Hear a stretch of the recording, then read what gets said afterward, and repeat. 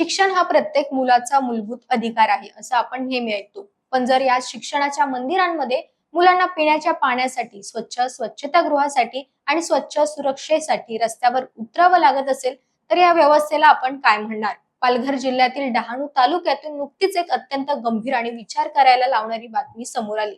डहाणूतील विविध शाळांमधील शाळकरी मुलांनी एकत्र येत प्रशासनाविरोधात आणि अपुऱ्या सुविधांविरोधात एक शांतपूर्व पण अतिशय ठाम आंदोलन छेडलं. हा लढा केवळ एक शाळेपुरता मर्यादित नसून संपूर्ण तालुक्यातील ग्रामीण आणि निमशहरी भागातील शाळांची अवस्था उघडी पाडणारा ठरला. नेमकं हे प्रकरण काय आहे हेच आपण आजच्या व्हिडिओमध्ये जाणून घेणार आहोत. नमस्कार, मी मयुरी आणि आपण पाहतात मुंबई आउटलुक. आंदोलनादरम्यान विद्यार्थ्यांनी ज्या समस्या मांडल्या आहेत त्या ऐकून कोणाचाही संताप अनावर होईल. मुलांचा सर्वात मोठा आणि धक्कादायक आरोप म्हणजे शाळांमध्ये पिण्याचे पाणी केवळ अधिकारी किंवा तपासी पथक येणार असेल तेव्हाच उपलब्ध केलं जातं. एरवी मात्र विद्यार्थ्यांना तहान लागल्यावर पिण्यासाठी तात्काळत राहावं लागतं किंवा अस्वच्छ पाणी प्यावं लागतं. अधिकारी आली की लगेच पाणी चालू करायचं आणि ते गेले की पुन्हा परिस्थिती जैसे ते करायची. हा प्रशासनाचा हास्यास्पद आणि तितकाच निष्काळजीपणा या आंदोलनामुळे चव्हाट्यावर आला. एका सरकारी आणि अनुदानित शाळेत साधे सुद्धा पिण्याचे पाणी न मिळणे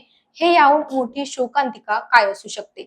पिण्याच्या पाण्यासोबतच दुसरी सर्वात मोठी समस्या ती म्हणजे अस्वच्छ स्वच्छतागृहाची. डहाणूतील अनेक शाळांमध्ये मुला मुलींसाठी पुरेशी आणि स्वच्छ स्वच्छतागृह उपलब्ध नाही.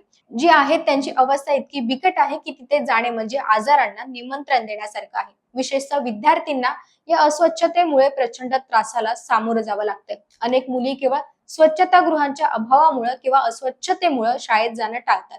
ही अत्यंत गंभीर बाब आहे. याशिवाय शाळांचा परिसर असुरक्षित असल्याचंही विद्यार्थ्यांनी निदर्शनास आणून दिलं. सुरक्षेसाठी पुरेशी सीमा भिंत नसणे, आवारात अनोळखी व्यक्तींचा वावर असणे आणि योग्य प्रकाश योजना नसणे यामुळे मुलांच्या सुरक्षितेवर मोठा प्रश्नचिन्ह निर्माण झाला आहे. जेव्हा वारंवार तक्रार करूनही शाळा प्रशासन आणि शिक्षण विभागाकडून कोणतीही कारवाई झाली नाही, तेव्हा शेवटी चिमुकल्या विद्यार्थ्यांना स्वतःच्या हक्कासाठी रस्त्यावर उतरावं लागलं. हातामध्ये विविध मागण्यांचे फलक घेऊन विद्यार्थ्यांनी अत्यंत शांतपूर्व मार्गाने आपला निषेध नोंदवला. आम्हाला स्वच्छ पाणी द्या, मुलींच्या सुरक्षेचा काय, अस्वच्छता हटवा, शिक्षण वाचवा अशा घोषणांनी डहाणूचा परिसर दुमदुमून गेला होता. विद्यार्थ्यांना अगदी स्पष्ट शब्दात सांगितलं होतं की आम्हाला अलिशान सुविधा नकोत, पण ज्या मूलभूत गरजा आहेत जसे की पिण्याचे स्वच्छ पाणी, वापरण्यायोग्य स्वच्छतागृह आणि सुरक्षित वातावरण ते प्रशासनानं तात्काळ उपलब्ध करून द्यावं. डहाणूतील मुलांनी छेडलेले हे आंदोलन म्हणजे प्रशासनाच्या तोंडावर मारलेली